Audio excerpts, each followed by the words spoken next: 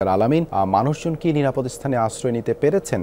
সার্বিক পরিস্থিতির বিস্তারিত জানাবেন। দেবাশিস, আমরা যে জায়গাটিতে রয়েছি সেটি হচ্ছে জয়লস্কর নামে একটি এলাকা ফেনীর, এবং সেই জায়গাটিতে আশপাশের অনেক পরিবারই আমরা দেখছি যে পানিবন্দী যে পরিবারগুলো ছিল সেই জয়লস্কর উচ্চ বিদ্যালয়ে তারা অবস্থান নিয়েছে, এবং এখনো অনেক পানিবন্দী পরিবার রয়েছে যারা বিভিন্ন মাধ্যমে সাহায্যের আবেদন জানাচ্ছেন, এবং সেই তাদের স্বজনরা তাদের খোঁজ করছেন। সেই ঠিকানাগুলো নিয়ে আমরা দেখছি যে বাংলাদেশ নৌবাহিনী, বাংলাদেশ সেনাবাহিনী তারা কিন্তু সেই ঠিকানাগুলোতে যাওয়ার চেষ্টা করছেন এবং তাদেরকে উদ্ধার করার চেষ্টা করছেন। শিয়া বাটার ও ভিটামিন ই সমৃদ্ধ lily glam beauty soap. Lily, always beautiful. এত পরিমাণে আসলে মানুষজন নেই বা স্বজনদের খোঁজার জন্য যে ঠিকানা নিয়ে তাদের মানে ক্যাম্পগুলোতে যাচ্ছে নৌবাহিনী এবং আর্মির অস্থায়ী যে ক্যাম্পগুলো করা হয়েছে সেখানে, সেই অনুযায়ী আসলে তেমন কোনো প্রস্তুতি সেনাবাহিনী বা কিংবা নৌবাহিনীর নেই আসলে।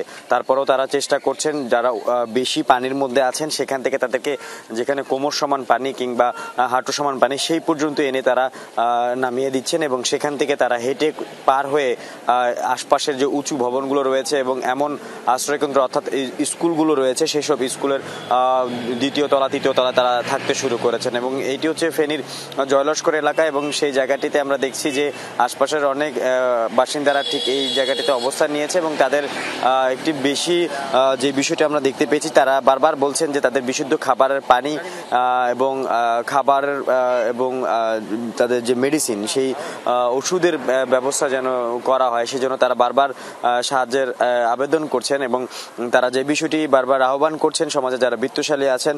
এখন শুধুমাত্র এখানে আমরা দেখতে পাচ্ছি যে বিভিন্ন